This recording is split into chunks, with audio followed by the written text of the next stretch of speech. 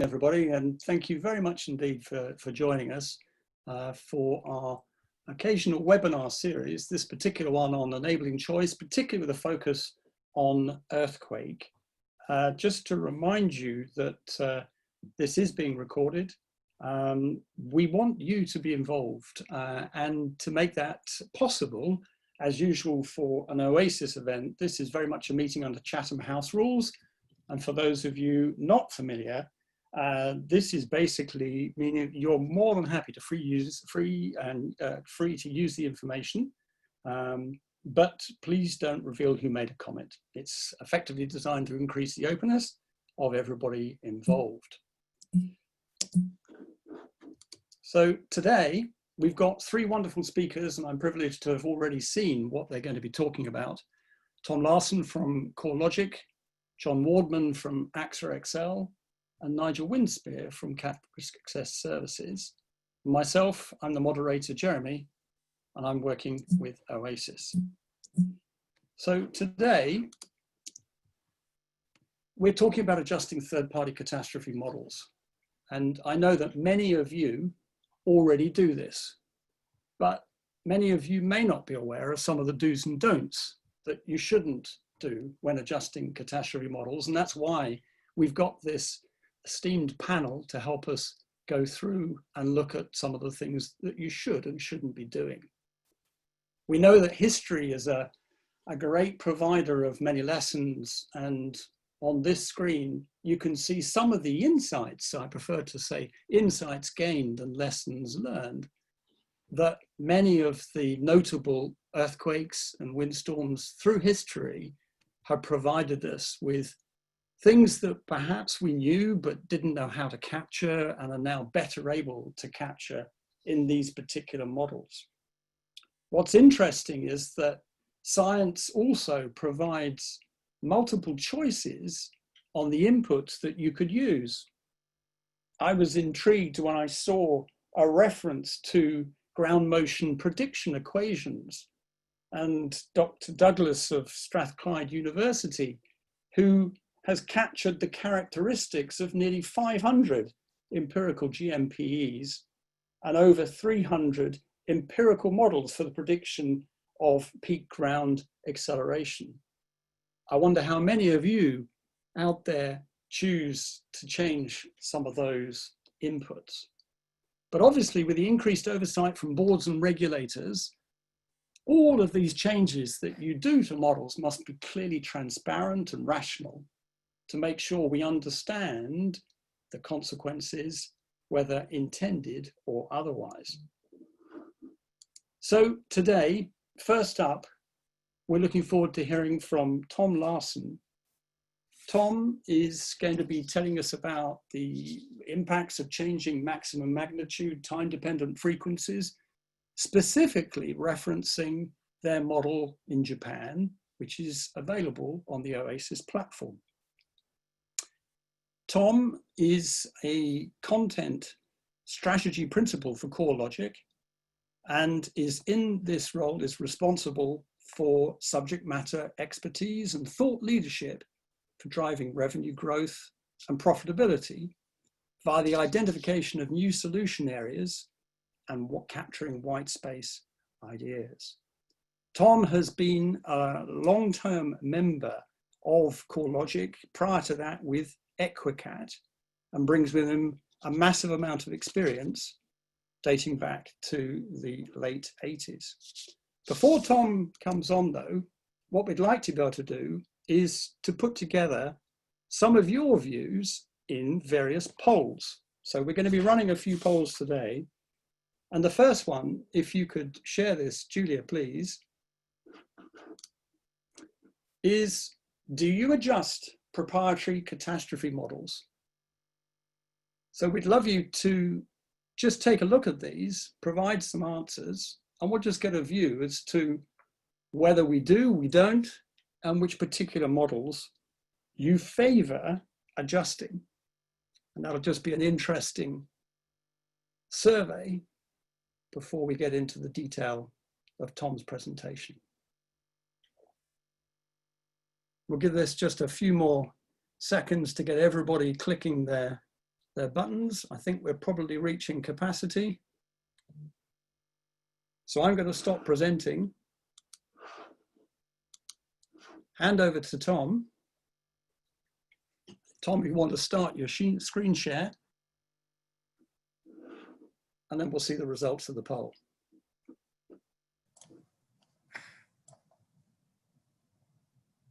Okay, should we wait for the poll, Jeremy? End poll. So there you go. It looks like pretty much a third of you are adjusting catastrophe models, and perhaps it's out of this particular survey, flood wins. Interesting that earthquake is less adjusted. Now, perhaps, Tom, you can give us some rationale as to why we should be doing this. Thank you, Julia. Over to you, Tom. Thank you, Jeremy. And good afternoon, everyone. And thanks for the chance to talk.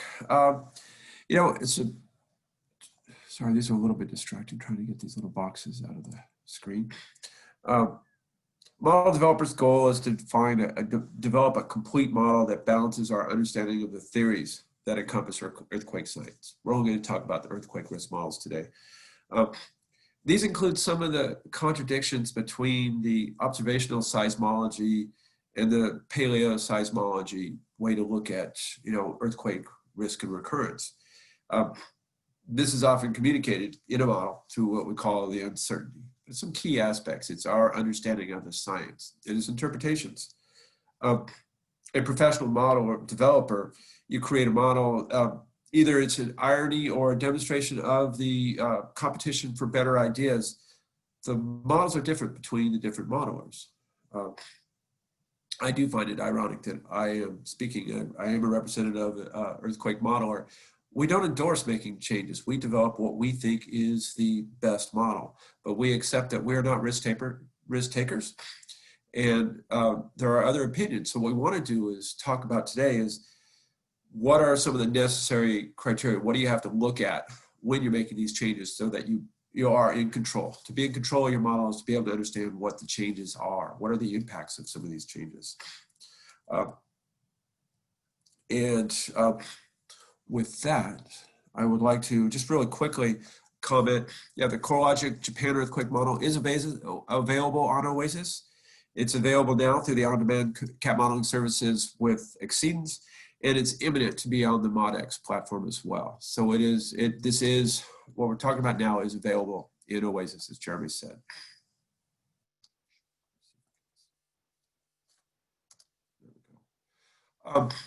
So what are we going to do? We're going to look today is looking at these sensitivities and adjusting earthquake models.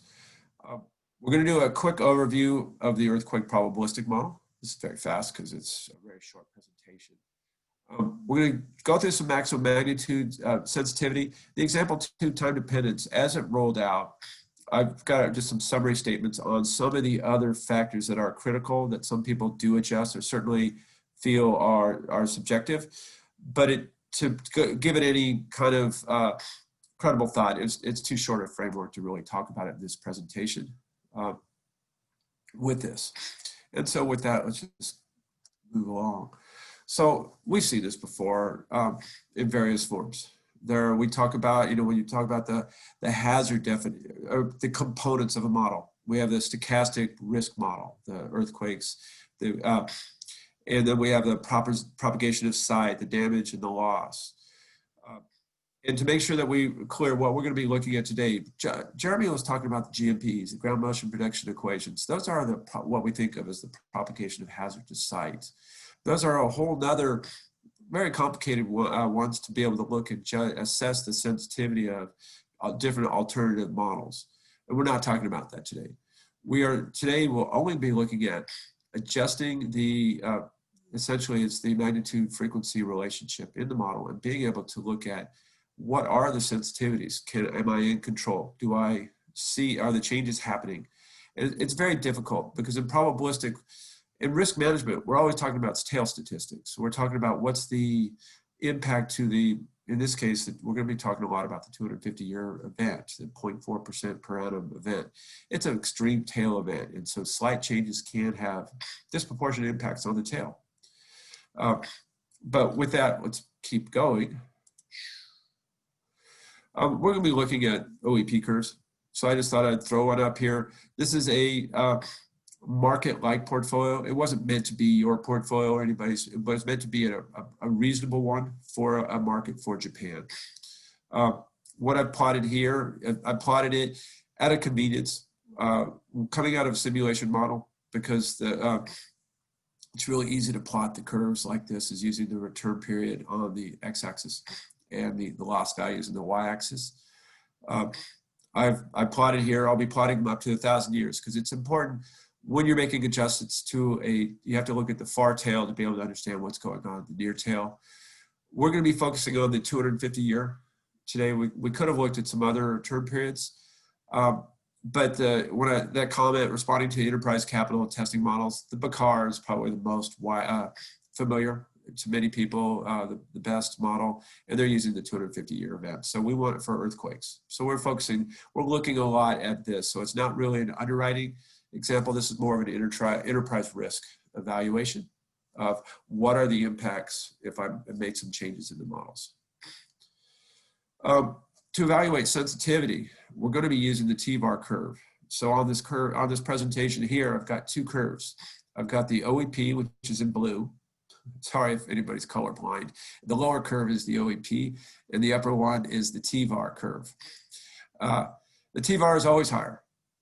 In fact, as you go out, they asymptotically will meet. When you're talking about a simulation model, your most extreme example, the average beyond that is exactly that sample.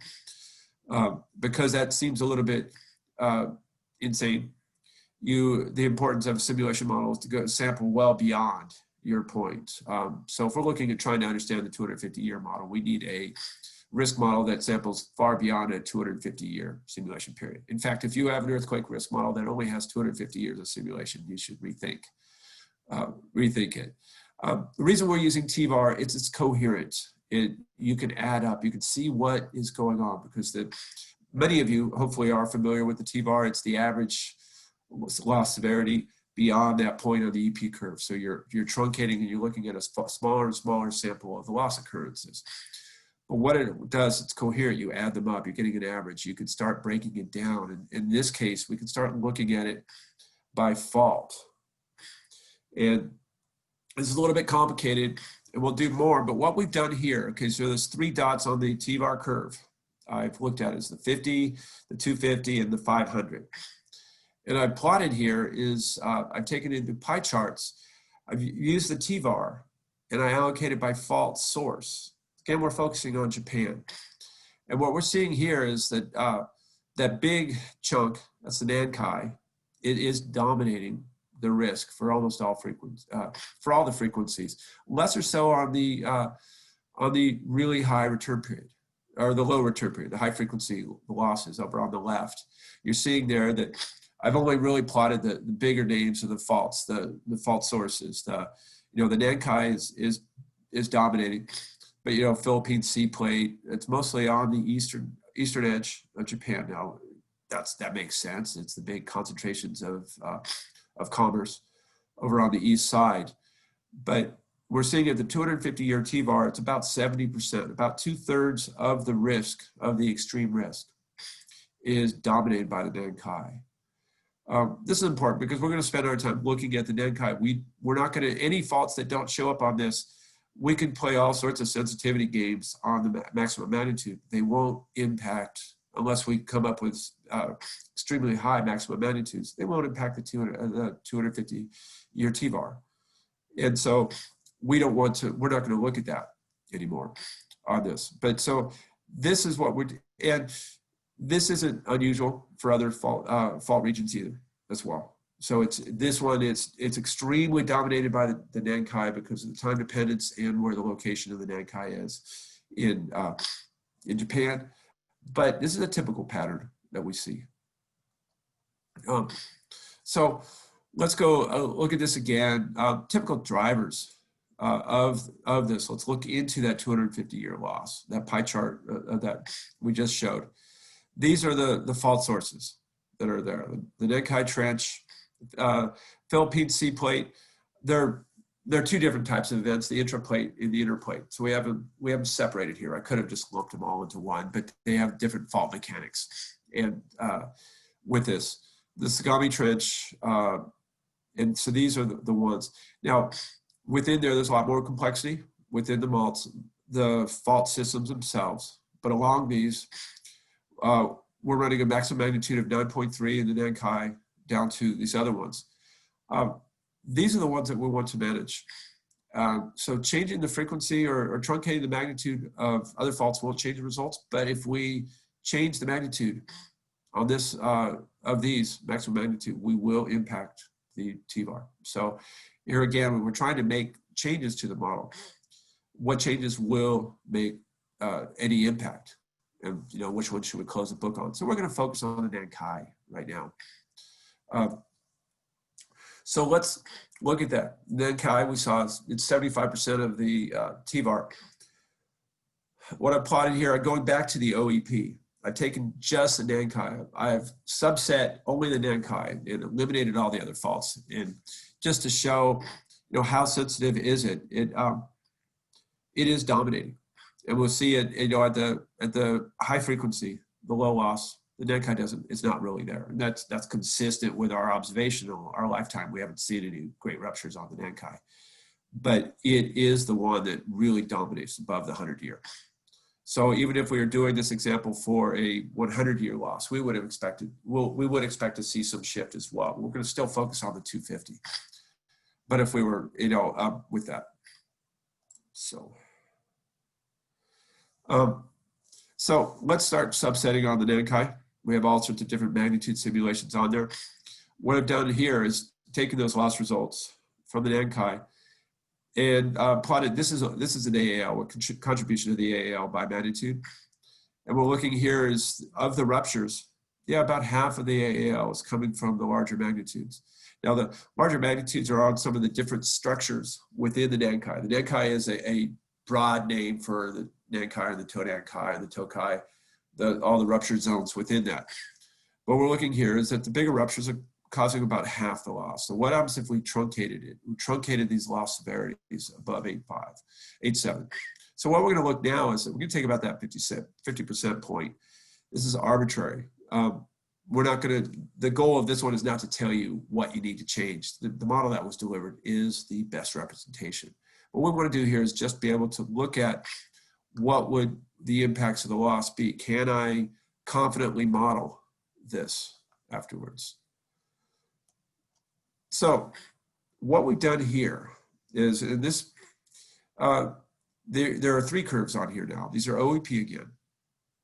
The original OEP, the portfolio OEP, and then I plotted the two Nankais. I plotted the Nankai, the middle one is the Nankai with no maximum magnitude adjustment, and then where I've truncated the earthquake magnitude. So obviously what I've done here is I've just limited the severities. I've ignored the simulations. The simulations with the higher magnitudes, I've just replaced it with the loss severity as if it had a lower.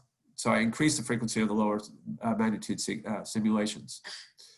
And you're seeing it's not quite that much. And that makes sense, actually, because there's an awful lot of loss from these smaller sources that are going down.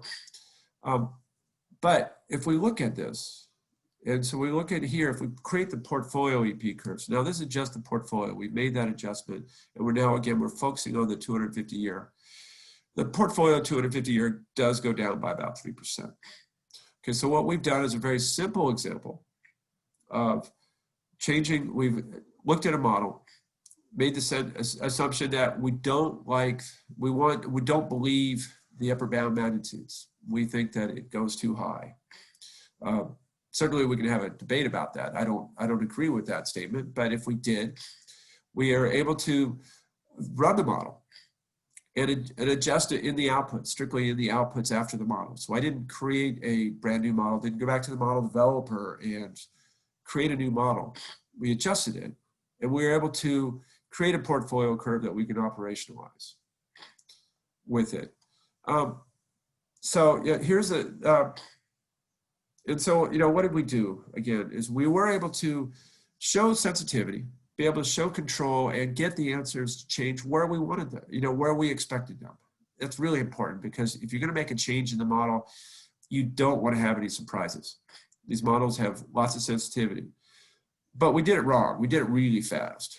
The Nankai Trench is incredibly complex, and we only kept some of the magnitudes on some of the structures.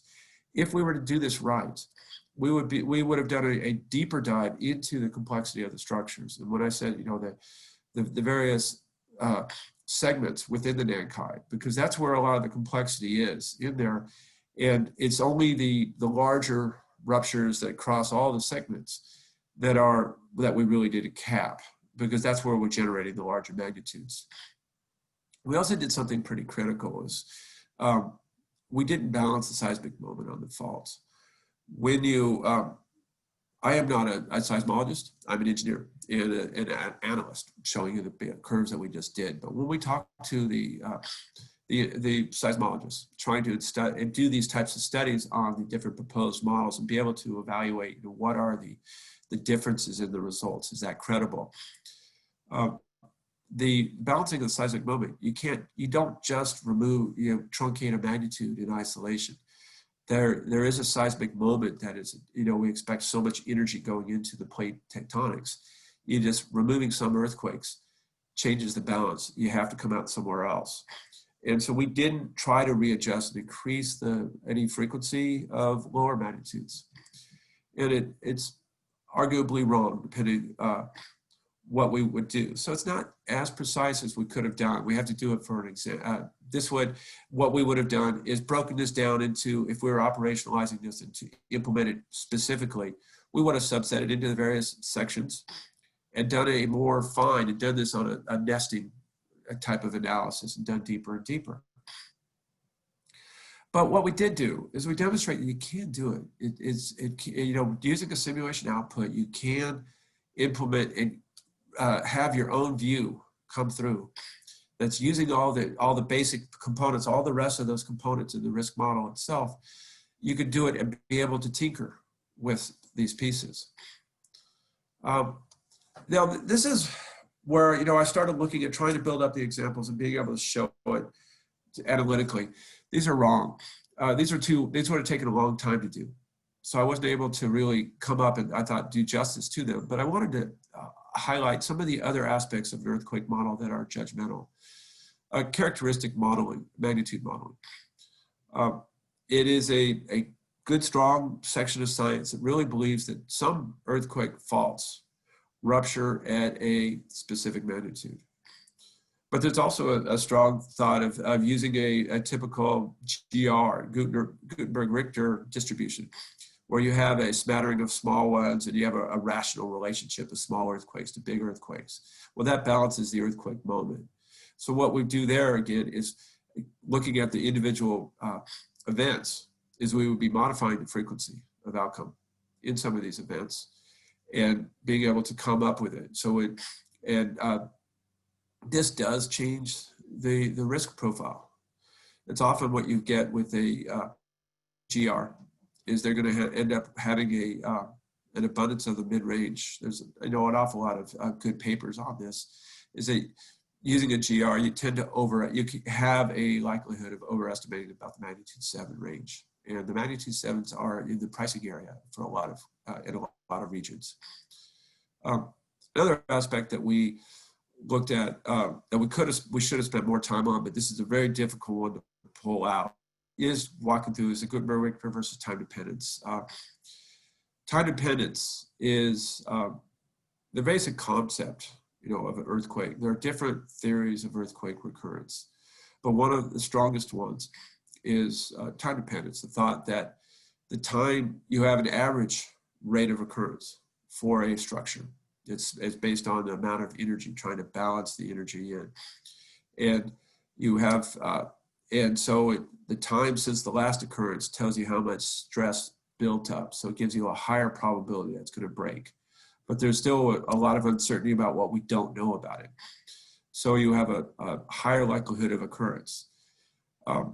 That one's very sensitive. That one almost now starts turning into a Harry Potter movie where you get the dark arts of modeling, because then you have to be able to track what is my intrinsic sigma, what is the overall uncertainty, because if we were trying to be able to impose a time dependence type of model onto this thing, you have to make an awful lot of assumptions on the different structures. And in fact, you can quite significantly change the risk.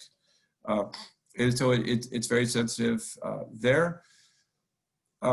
Another aspect of earthquake risk models that are judgmental is clustering. It does not receive as much interest in the earthquake risk community because of where it occurs in the EP curve. What I talk about is the new matter in the US. The 1811, 1812 sequence in the US, the New Madrid, are some of the largest earthquakes in the US, potentially the most damaging. They came in a sequence in 1811, 1812 of three of them. In fact, there's really strong paleoseismic evidence that it typically occurs in a sequence of somewhere between 6 and 18 months. You'll have multiple occurrences. This, ironically, though, it doesn't cause much interest in the insurance industry. The New Madrid earthquake comes off in about 500 years. And if you say that about most of the time it comes off twice, it affects your AEP at your 500-year and greater. It does not go into your pricing, doesn't go into your capital modeling. So it's as if it didn't occur. So there's some aspects of earthquake risk model are so obscure that they don't impose a difference in the way that we make our risk decisions currently. We could have another debate about is that good for the industry or not. And the same thing with Japan. The Nenkai has significant evidence of a cascade that one fault will trigger a subsequent fault. These are not aftershocks, but although they may seem like it, but there will be subsequent ruptures. Again, it could change your reinstatement pricing, but they are so often the risk curve that if you did it, on your average annual loss, you'd have an increment that you could, add an increment for pricing, but they're not impacting your price risk model. And with that, I just wanted to go through really fast. I think hopefully you got some understanding of how you would be able to look at and model for adjustments that are imposed by your management with it. This is, again, the model is built in, it's delivered through Oasis, also on the RQE platform. But it's simulation models like the Oasis loss modeling framework that allow you to be able to evaluate these sensitivities, and you can operationalize these. So with that, I think it's back to you, Jeremy. Thank you very much indeed, Tom. That was a really super presentation. Appreciate the time that you put into putting that together. I had one very dumb question right at the get-go. And don't forget, for the audience, using the chat facility, you can just type out a question. Means that I can read it out, or one of the other panel members could read it out. So please don't be shy. If you've got any questions, pop it into the chat, and we'll make sure we try and address those if we have time.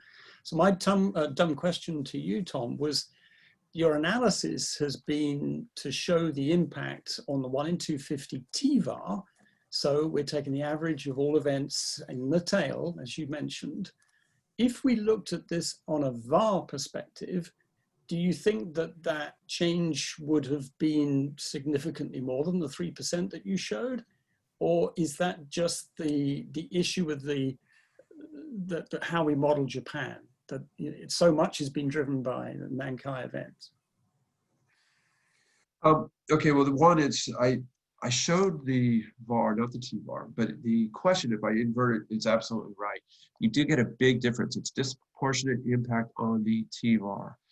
Because what we were doing in here is we're capping. The TVAR is an average of it, and it's including all of the largest events.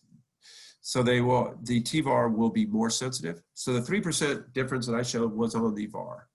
So it's actually, by capping the magnitude, we pushed some of those events losses that were above that 250, they were going underneath. And so we're increasing the frequency of the lower events. So the VAR is changing by 3%. The TVAR would have changed much more because we're capping these events that are far off in the EP curve that are way beyond your risk management profile that the TVAR does.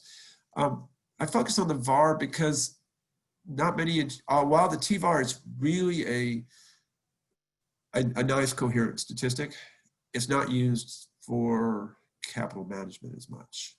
It's good for capital allocation, but on trying to be able to look at solvency, it tends to be the VAR that you see. And it's driven a lot by, that's what AM Best is looking for. But you highlighted it. They are different. If you would get a different answer if you are managing your company on a different metric. You would see a different sensitivity, and those have to be trapped. If that's how your company chooses to do it. But again, it's having a simulation-based model makes it's much more accomplishable. It's much more easy to be able to do the evaluation. And it's much easier to envision operationalizing a change in your model with it. So it's a long answer to your short question. And with that, Jeremy, you are on mute. Classic, not pushing the right button when I start speaking. So yes, thank you, Tom, for the explanation there. Before we go on to John Wardman and his presentation, we have another poll for you. Julia, if you'd like to share the second poll, please. This one is really just to try and get a feeling from the participants about which components contain the largest source of uncertainty in models. It would be interesting, again, this is a multiple choice max of 3, be interesting to get your views as to how you see this coming together. So John, while this is being populated, if you are ready to start sharing your screen, let me give a short introduction. John from AXA XL is a senior specialist with the XL Science and Natural Perils team, where you help to build and inform various views of geological and wildfire hazard. So you're particularly busy at the moment. Your role includes engaging with scientists and university departments around the world. And what you're trying to help with is to facilitate this translation of somewhat complicated academic research into business impacts, make it translatable for the underwriters. You've had first-hand experience of the 2010 to 2012 Canterbury earthquake sequence in New Zealand, which makes you uniquely qualified to help us understand how we can adjust catastrophe models. So before handing to you, let's just take a look at this poll. So it looks like 56% of you would be looking at the vulnerability calculations by line of business. That's interesting. Next down from that would be the secondary perils, fire following earthquake, liquefaction, tsunami, and things like that. That's interesting. So without further ado, let's hand the banner over to you, John. Thanks, Jeremy. Did you want to run that other poll first on what you might want to adjust?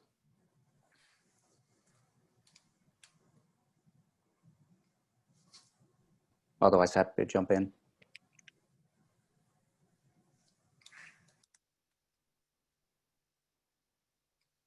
Okay, I guess I'll just jump in then.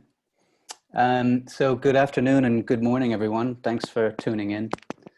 It's great to be part of these virtual sessions, which seem to become the norm. So thanks to Jeremy and the Oasis team for facilitating them. So in my role as a science specialist at AXA XL, I spend a lot of time challenging the methods and assumptions which go into CAT model development. And given my background in geological sciences, I tend to focus on earthquake risk. We all know that CAT models aren't perfect and not really designed to be so, but they have made huge strides in recent decades.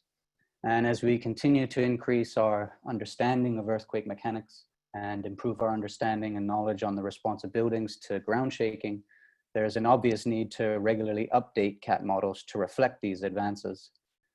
Beyond that, though, there is the opportunity for any end user to perform adjustments to the model, provided that they understand why the changes should be made, and provided they have the technological know-how to implement them. So what I'll try to do today is share with you some high to mid-level insights on the why, what, and how of adjusting earthquake CAT models. To do that, I'll first go through some of the considerations around why we might want to adjust CAT models in the first place, then talk about one of the hazard components which is commonly adjusted by risk managers. And then I'll give an example of an initiative that's being led by some of our industry cohorts to demonstrate how new insight into earthquake risk can be fed back into contemporary earthquake models.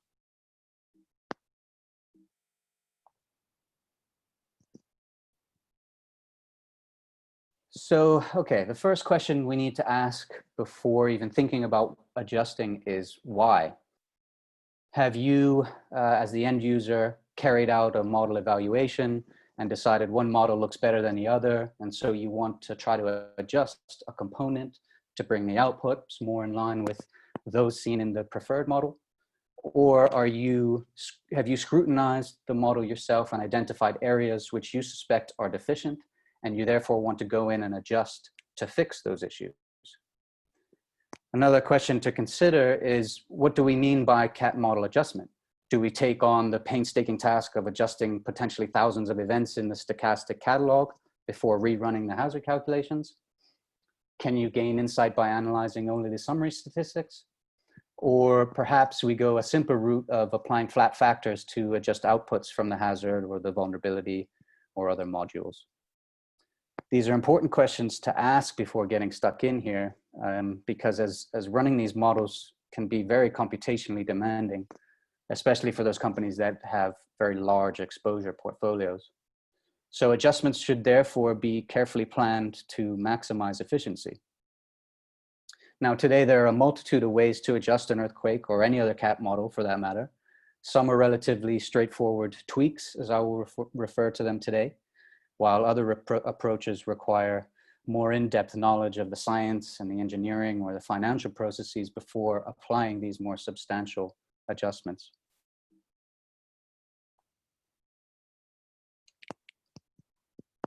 Okay, so in 2019, myself and Crescenzo Petrone of Willis Re co-chaired a breakout session at the 2019 CATRISX Modeling Conference here in London.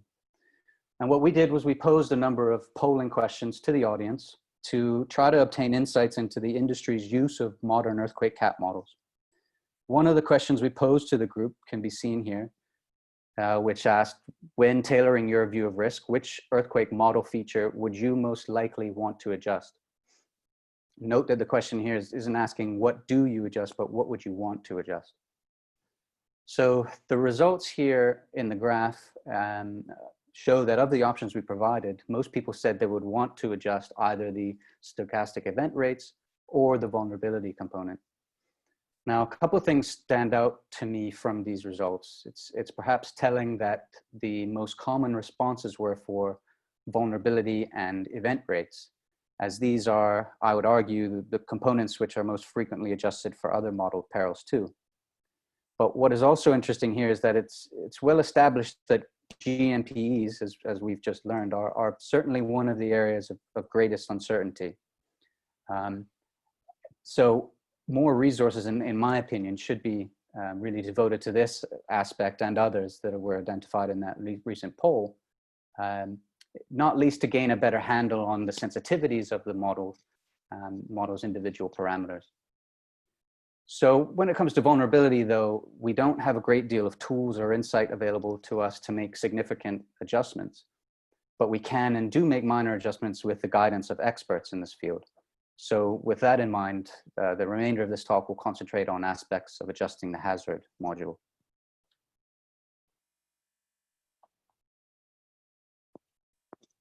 Okay, so let's dive into adjusting event rates in a bit more detail.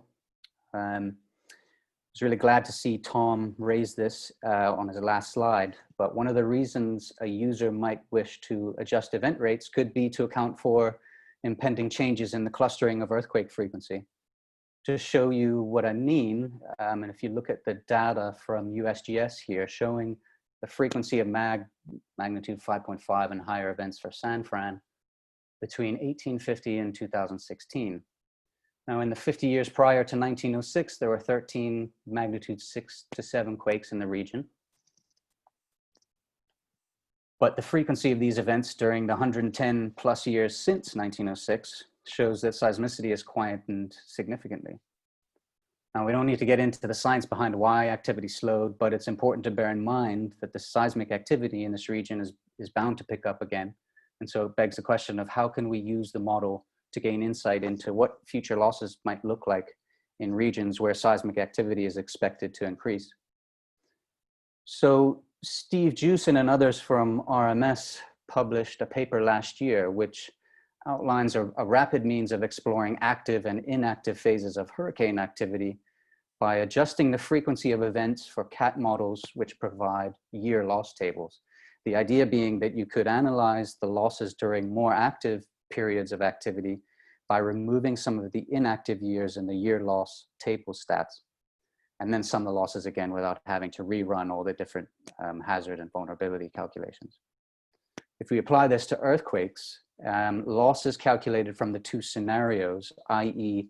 an inactive and an active period, could potentially capture the possible variations in earthquake activity and could be acceptable as reasonable bounds for the range of earthquake losses in the near to medium term.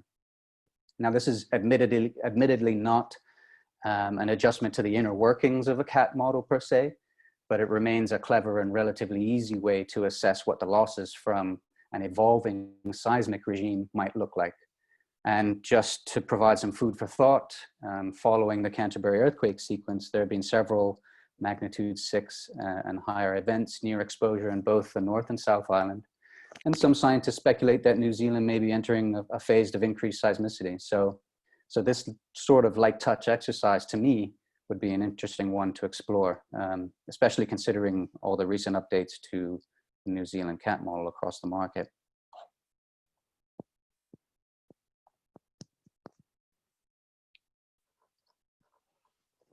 Another reason why one might want to adjust event rates is due to the localized changes in seismic activity following large events. Recent examples within the last decade include, of course, Christchurch, New Zealand, where hazard increased sharply in 2010. And even today, seismic activity is still above background levels pre-2010, i.e. pre the Darfield event.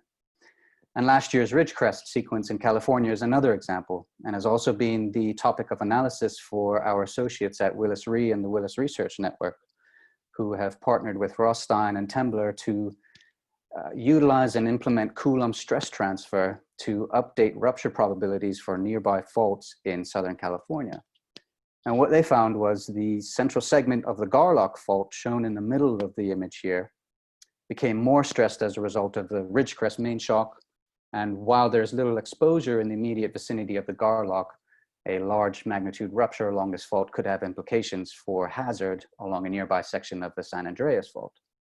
Now, we can't expect modelers to update their hazard modules with this information immediately, if at all, but this is a general area where we can look at risk before an update. And this is where teams like ours and collaborative initiatives like the Willis Research Network can bring great value.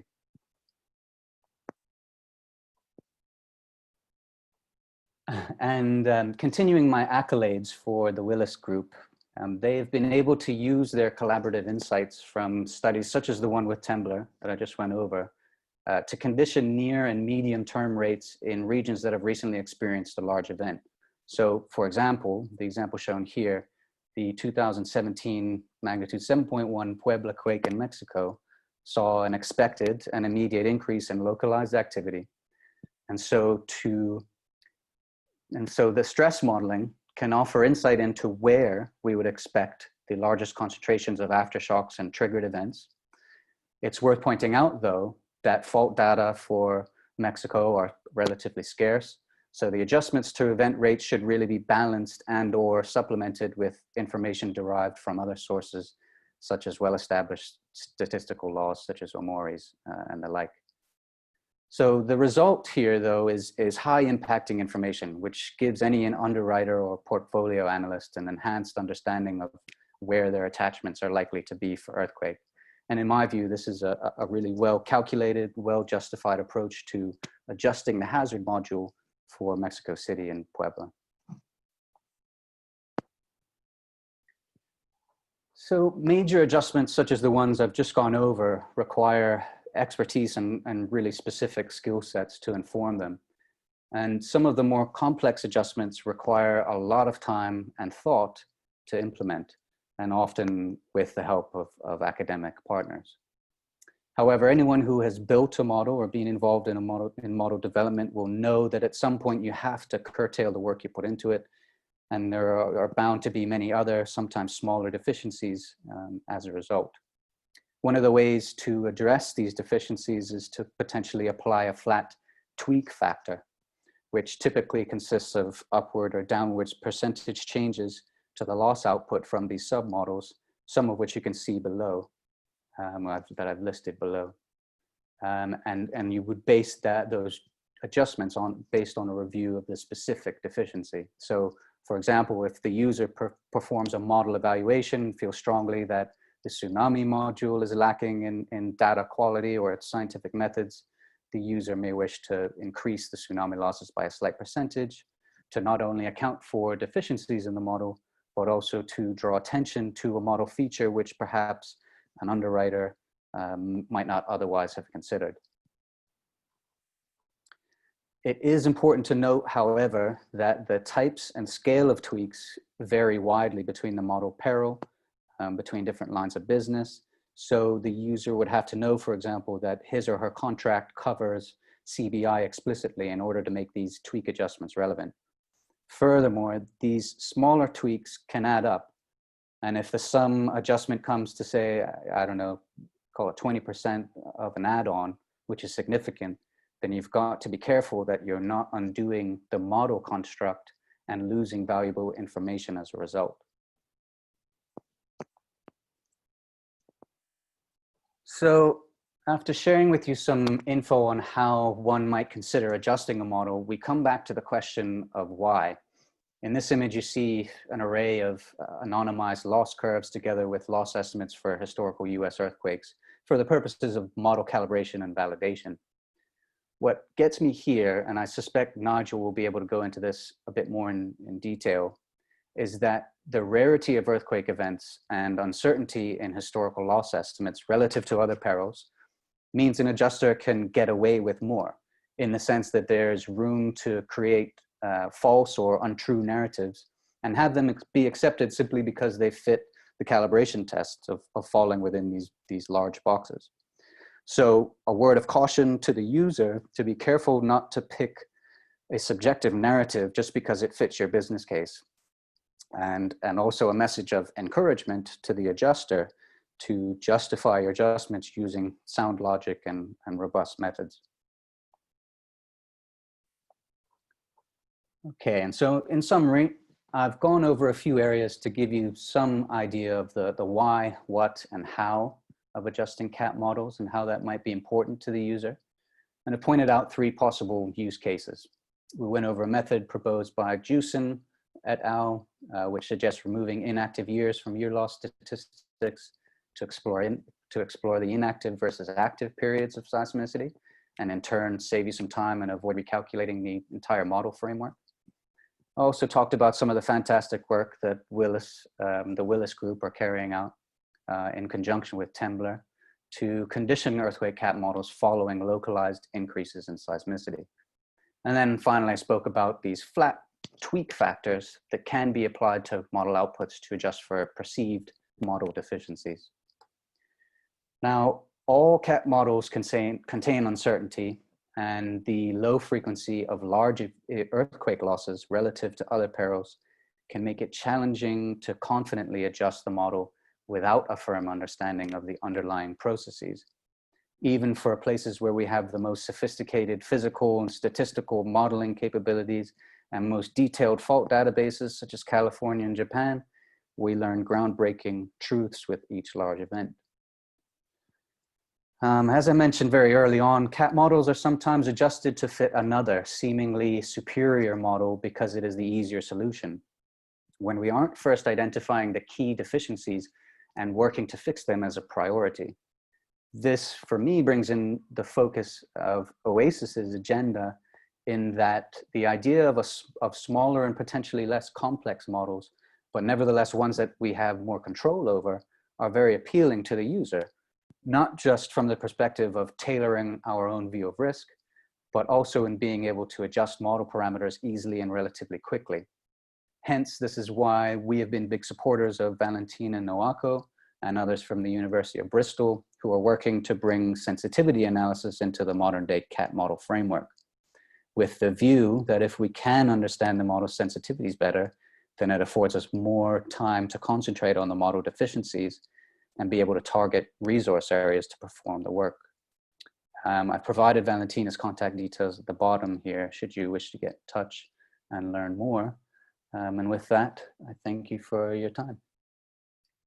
Well done indeed, John. Very nice presentation. Lots of great information in there, and thank you for that.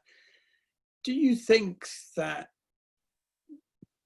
looking at some of the things that you've highlighted, we are sleepwalking perhaps into a loss that we haven't really thought about, we haven't really tested about, because we haven't seen the size of major earthquake in places like the US, the places like Europe, that would give a full sense of security perhaps to management, that we don't have, you know, everything is under control. I'm thinking of seismic gaps around Turkey. I'm thinking of places where we've historically had massive earthquakes like Portugal, where there's been nothing in recent times. So you're asking whether we are sort of waiting for the inevitable next big one? To validate how we currently look at the results of those models, yes. Oh, I think we're waiting for the several and the many number of earthquakes to continue teaching us how to condition these models. But yeah, the question, or the earthquake that really I think will teach us a lot and scares I think most of us, are those stable continental region events such as New Madrid seismic zone in Australia, because we simply don't know very much about them. So yeah. A bit like New Zealand, that we ended up with a significantly larger insured loss and reinsured loss from that part of the world compared to some of the places that we've seen with recent earthquake losses. Mm. So don't forget, everyone, we've got the chat open. If you've got any specific questions that you'd like to ask any of our panelists, please don't be shy. Pop a question in there and we can make sure that that's posed. Julia, I'd ask please for you to share poll number 3. This was referenced to a degree in John's presentation, but this particular one is, which features would you normally adjust when determining your view of risk in an earthquake model? So this one includes event rates, vulnerabilities, soil probabilities, and so on. So please take a moment while we're getting ready for Nigel Winspear to give his presentation. I'd be interested to see the results of this one, and it seems to be almost totally heading in the vulnerability side. Perhaps that's a reflection of the lack of loss experience that we can test against for earthquake models. Let's let this one run just for a little bit. Nigel, if you'd like to get your presentation ready to start sharing your screen. Nigel is going to be examining model calibration for lower tail, higher tail events and the challenges presented and how to sense check the results output for this. I think we'll end the poll there. It seems to be fairly clear that it's all about the vulnerability piece and then event rates. So before Nigel goes, we've actually got one more poll I'd like to put in now, if we could do poll number 4. And this was just picked up from John, so nice and timely. Effectively, these stable continental regions, particularly Africa and Australia, are characterized by this significant uncertainty due to lack of historical earthquakes. I recall from my underwriting days, the question as to how much capacity we were prepared to put into places around the Middle East and Latin America that wouldn't drive our capital model results. In fact, far from it. But at the end of the day, you could end up with a rather large whoops in your results and an outside loss relative to the market.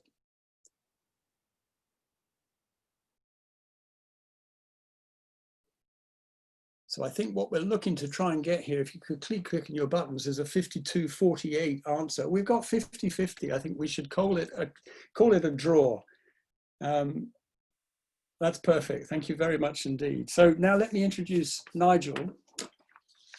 Nigel is the Director and Senior Risk Consultant at CATRISX Services, which is a private consulting company that offers CAT model validation and research services to the global reinsurance industry.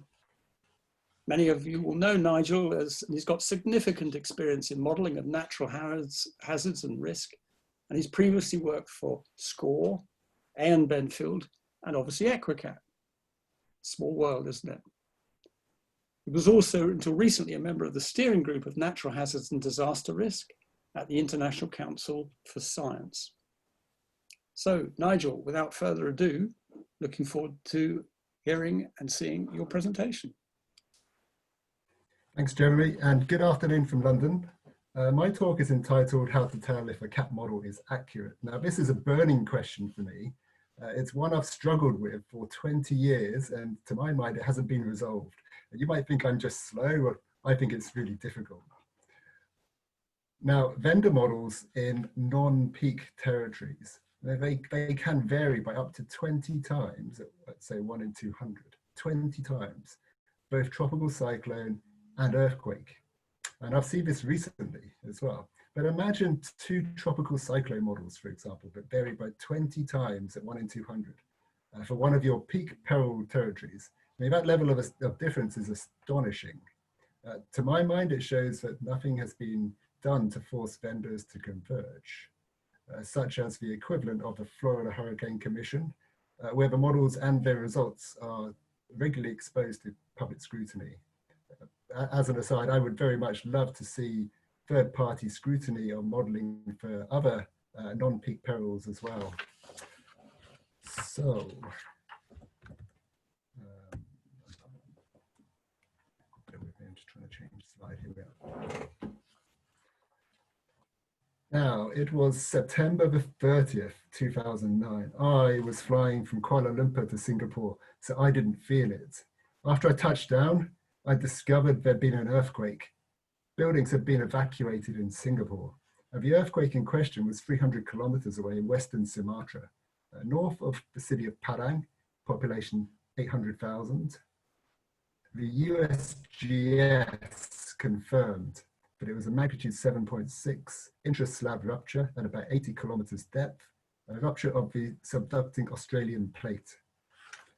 About 1,200 people were killed, 140,000 houses and 4,000 other types of buildings were severely damaged, including there's a hotel called the Ampachang Hotel in Padang that collapsed.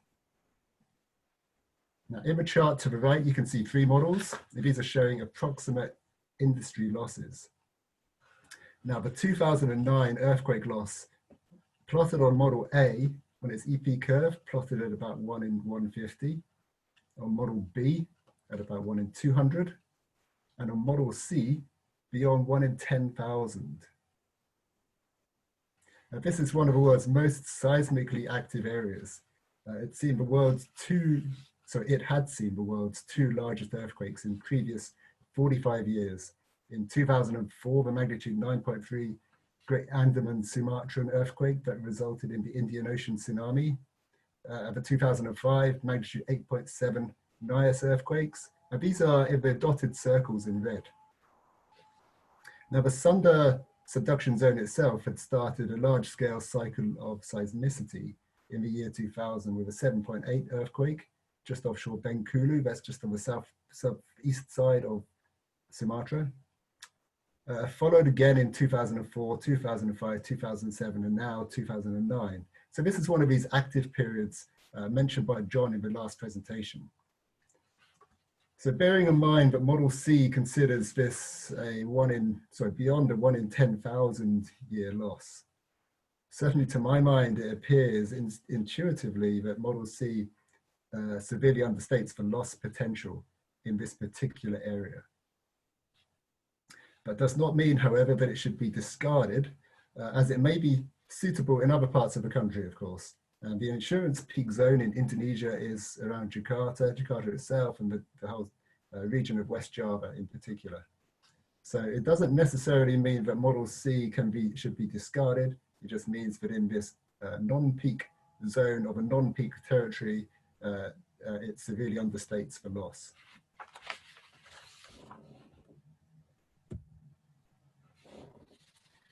Now, turning to the rest of the world, in the past 2 centuries, many, or perhaps even most territories have not seen, or at least recorded, an upper tail event, which if it occurred today, would cause an industry loss that lies beyond 1 in 100. Okay, so I'll say that again, it's a bit of a mouthful. Turning to, in the rest of the world, in the past 2 centuries, many or perhaps most territories have not seen or recorded an upper tail event, which on an as-if basis today would cause an industry loss beyond 1 in 100. Reasons for this are potentially that the events simply haven't occurred. So the last major earthquake was around Seoul in South Korea was a 7.5 in 1518. So there's been an over 500-year gap in that place, or simply because the historic record is too short. Many countries do not have a reliable historic record beyond about 100 years. And prior to 1850, things become even more murky in many places around the world. And a third reason, of course, is that there could be many other ways within the territory to reach a loss of this size. So if you look at Hurricane Sandy in 2012, a Sandy-sized loss, it certainly appears extreme for the Northeast US, but on the nationwide US industry loss curve, it will plot well below 100, well, 1 in 100. Of course, there are many other ways to exceed a loss of this size in the US, Gulf hurricane, Florida hurricane, etc. So on the industry nationwide curve, it will plot below 1 in 100. So we're really struggling to look for upper tail events. Of course, there have been exceptions where events do plot in the upper tail on an as-if basis, but these very much are in the minority. So I'm thinking of Japan in the last couple of centuries, 3 times, 1855, 1923, when Tokyo has been destroyed twice, and then 2011, of course, with the Tohoku earthquake, Chile in 2010, the Canterbury earthquake sequence, 2010 to 11, but most territories simply haven't seen such an extreme loss event or sequence of events. So how then are we to benchmark loss events against the upper tail? Because there haven't been any in most territories. Now, one solution to this is to build a catalogue of what I would say is industry standard realistic disaster scenarios, RDS. But build these for non-peak region perils that will definitely fall in the upper tail of the loss distribution. Now, these don't exist at present. to operationalize these, I'd envisaged that we would use closest stochastic events identified from the vendor models. And if it's not possible to find that, then that will be eye-opening, of course. Plot these closest stochastics against the upper tail of the same model and determine the return period in which they fall, in the same way as we've just done with the Padang earthquake, just on the previous slide. So in model C from the previous example, either they'd be absent or they would plot beyond 1 in 10,000. In this case, there wouldn't be a need for a historic 2009 earthquake, as we could have already have tested the upper tail using an RDS. And I would very much see that this would become a standard interchangeable way of comparing models in the same way as currently done with Lloyd's RDS for peak perils. Let's not forget the lower tail. That's less than 1 in 100 to my mind. Now the lower tail is really important. And in many region perils, it dominates the expected loss, which will impact the technical pricing, of course, of many contracts, particularly those that attach ground up. And I'm thinking of proportional treaties in particular, or the working layers of CAT XL programs. Now, CAT models, as you all know, are very heavy in the lower tail in some cases. And it's really common to see this in earthquake and in flood models in particular. I've seen this in both cases. So if you look at the example in the chart to the right, I mean, this is intuitive reasoning here. If you look at the 1 in 25, it's 1/3 of the 1 in 200 loss. Now this is an earthquake curve, but this territory hasn't seen a major loss in the last 40 years. So what that tells me is either we have been lucky or the model is overstated in the lower tail. Now, followers of Lady Luck would say that the model represents thousands of possible incantations of history. So of course it must be much more reliable than our one version of history or one history timeline. Conversely, model critics would point out that there are features of the models that cause them to inflate the lower tail, such as overstated event rates and the proportion of properties affected in the vulnerability functions. That's PPA. So let's first correct for these and then let's see if there's any room for Lady Luck in what's left over.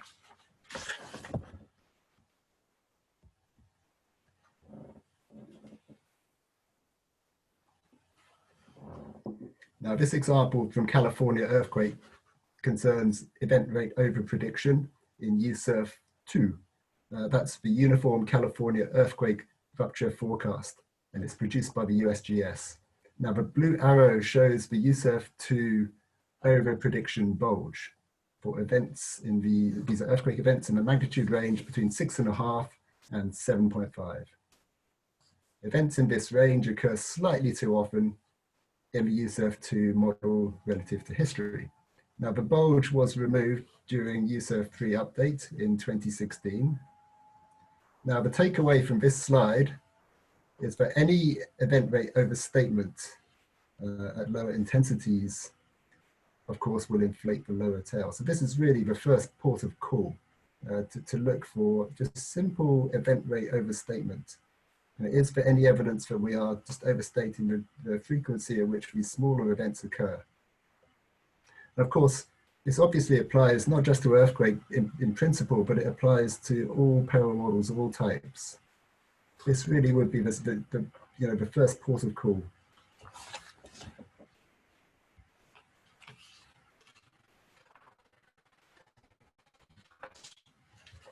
Now, the second port of call that I would stop at is PPA. So that's the proportion of properties affected. So you calculate the PPA by dividing the number of damaged properties within the event footprint by the total number of properties within the event footprint. And of course, the total number is the sum of the damaged and the undamaged properties within the footprint. And the example here, it's an earthquake damage function from the California Earthquake Vulnerability Study ATC 13, which was first published in 1985. but it's still widely used by structural engineers for PML estimation. Now, at shaky intensity MMI6, and that's modified Mercalli intensity, it's a felt intensity scale, ranging up to 12. So at MMI shaking intensity 6, which is the purple line, the majority of the area under the purple curve lies very close to zero, the damage ratio very close to zero. The PPA in a portfolio exposed to MMI 6, according to this curve, is very close to zero. So very few buildings are damaged. Now at MMI 7, which is the red line, all of the area of the curve, it's found that damage ratio is greater than zero. All of these properties show damage to a lesser or a greater degree. PPA in this case is 100%. And it's this jump in PPA from 0% or close to zero to 100% in one MMI step that I strongly suspect is a major cause of the inflated lower tail in earthquake models. And potentially, this may also be seen using other hazard intensity metrics as well, such as PGA or spectral acceleration. It's really caused, in this case, by the use of beta distributions. And of course, a beta distribution is unable to allocate probability mass to a damage ratio of zero. So it means that all probability mass is allocated to damage ratios greater than zero. And of course, a similar thing will also be seen in other peril models that also use beta distributions for damage functions. So that's wind and flood, I've seen both.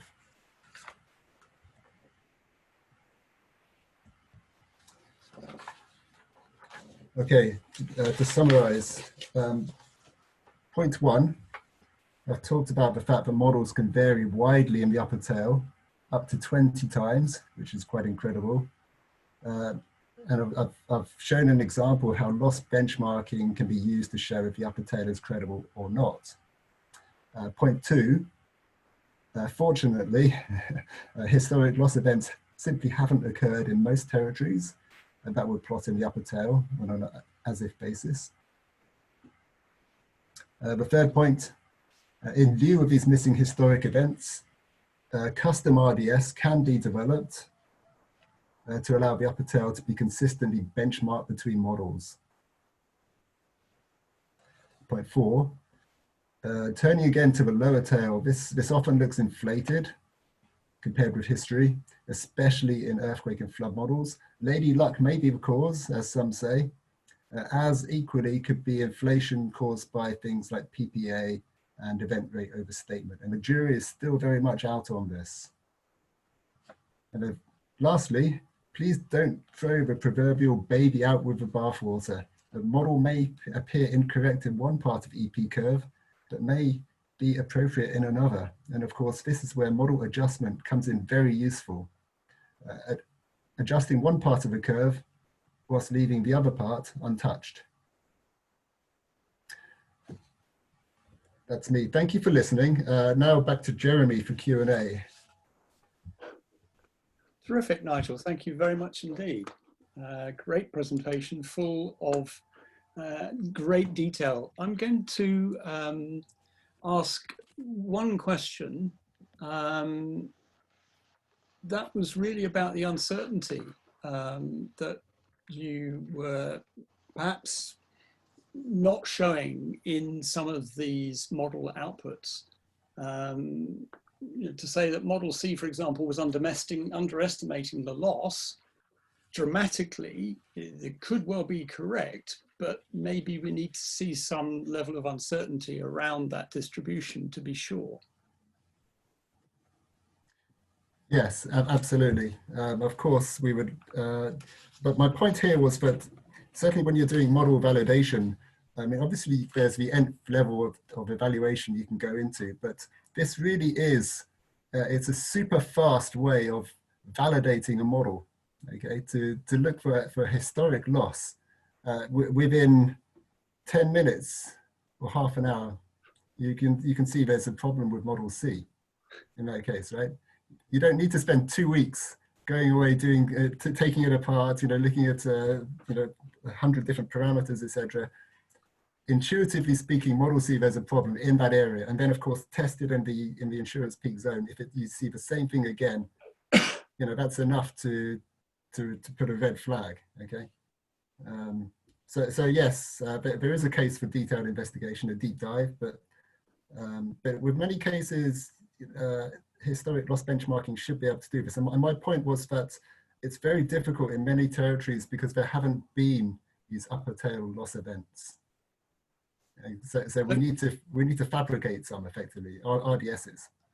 So maybe a way of looking at that is if we used a lower return period and perhaps the TVAR from that lower return period. I don't know whether that's something that, Tom, you would be prepared to comment on.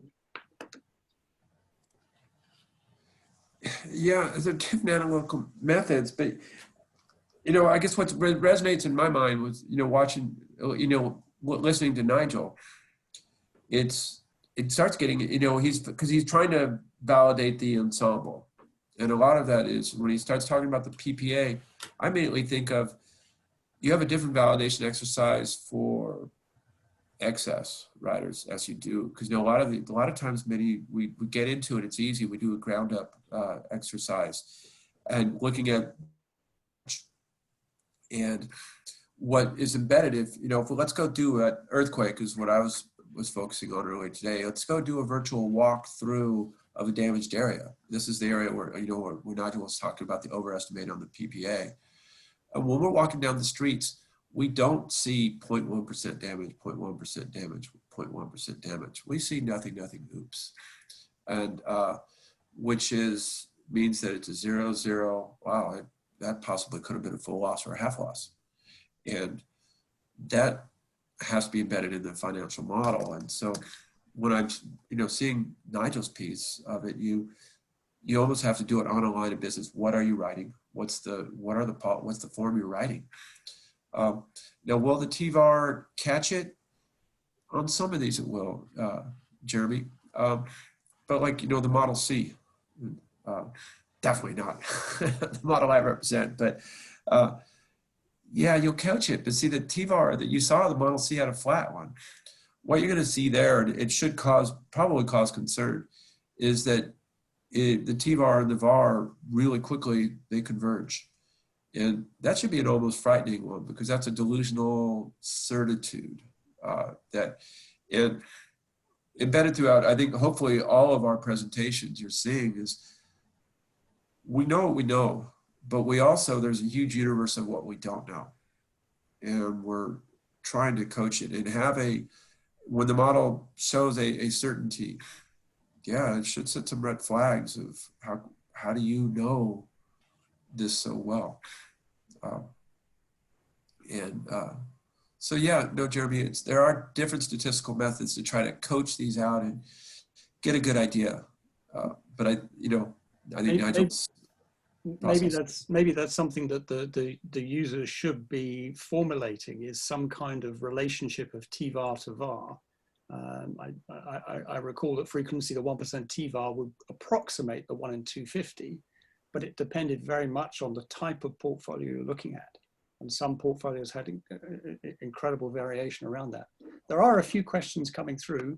I know, John, that maybe you also had a point you wanted to make. If I could bring you in, if you wanted to make that point.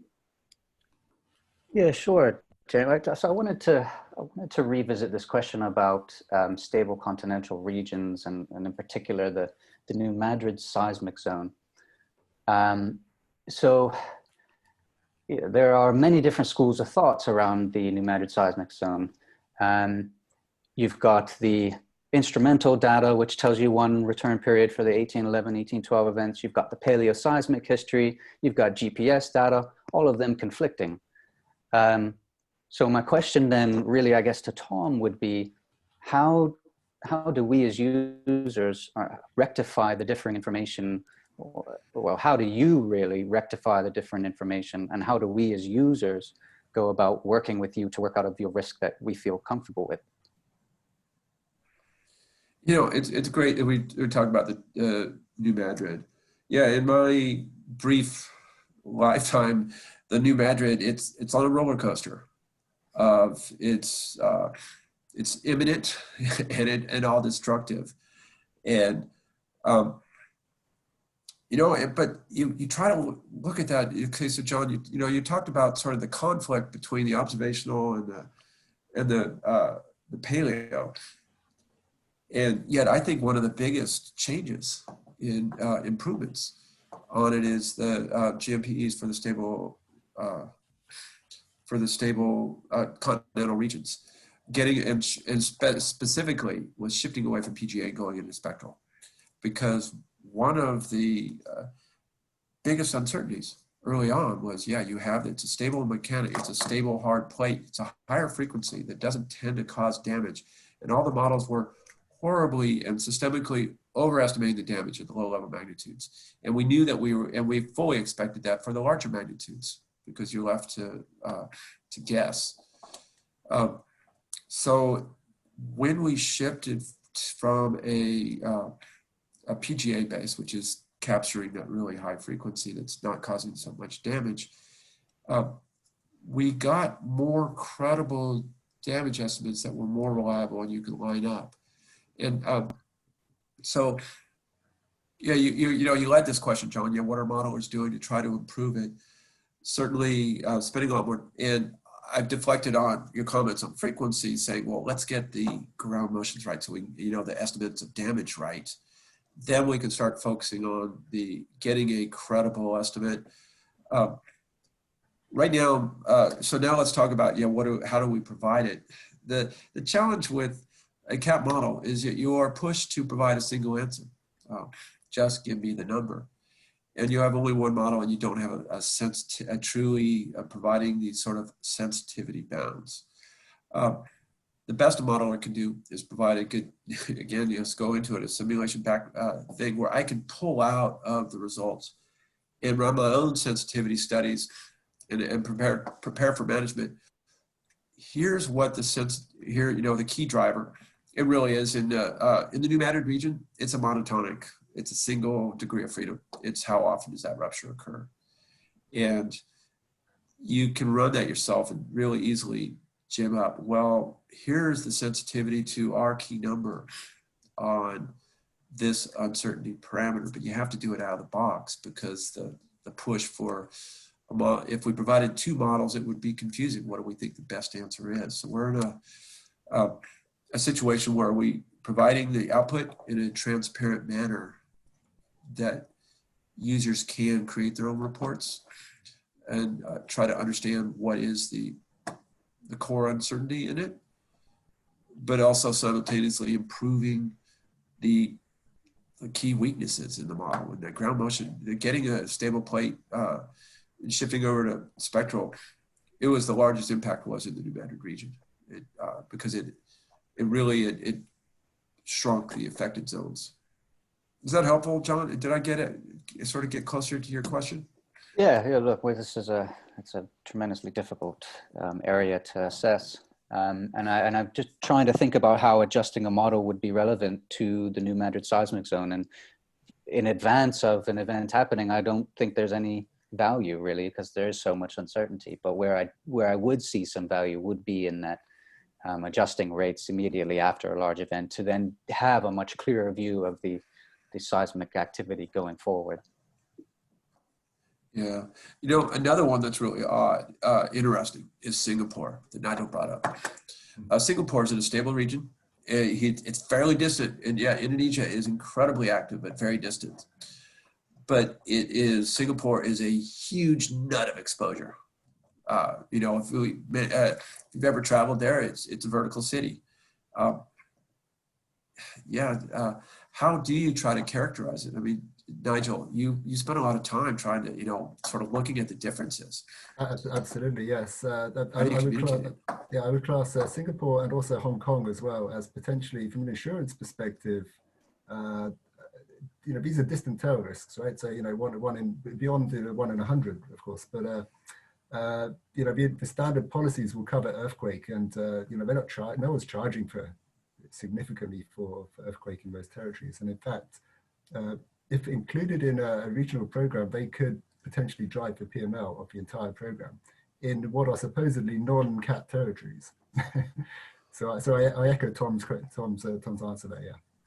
And you probably add Kuala Lumpur as well into that part of the world. Well, Kuala Lumpur had its test, right? In 2005, 8.7 Nias earthquake, the KL tower shook. You know, buildings were evacuated. There's a lot less reclaimed and soft soil in KL. There's a lot of limestone. So it had its test and survived. Singapore hasn't had its test. Yeah. We have had a couple of questions coming through. This one for you, Nigel, is do you have an alternative distribution for beta that you might suggest? Off the top of my head, you know, I've seen, I'm aware that certain vendors use gamma distributions for, I'm not a vulnerability expert. I've worked with them quite extensively, of course. But the one that immediately comes to my mind is gamma. I've used that recently. I've seen it used. There are a number of other distributions as well. The crucial thing is to be able to represent probability mass at 0 in this case, and also at 1, which is another discussion. Beta can't do either. Thank you. Another question. It seems like the development of an earthquake catalogue depends in part on the GR relationship. Is there a physical reason that would expect that relationship or expect the relationship to be constant? I want time to think about that, but perhaps Tom? Oh, why do we, you know, the GR, it's mostly driven from observational, why we're using the Gutenberg-Richter relationship. And it seems to fit data. And so, you know, it's, do you want to extend that pattern everywhere? It's cautious, it's caveat emptor. And with these, you know, as we get, you know, we'll know more as time goes on. We're getting better at these things, but right now I think it was Nigel today that talked about the overestimation of some magnitudes that they tried to address in USURF 2. And we're getting better. Some of those are, and they're going to hit the different, you know, we could back out at different regions. What are the sensitivities? For me is, you know, what overestimating the sevens, well, that was the working layer. So that would be the working layer losses that were, because the sevens can cause pretty substantial damage. But every region's different. Well, we're almost out of time. John or Nigel, did you have anything else you wanted to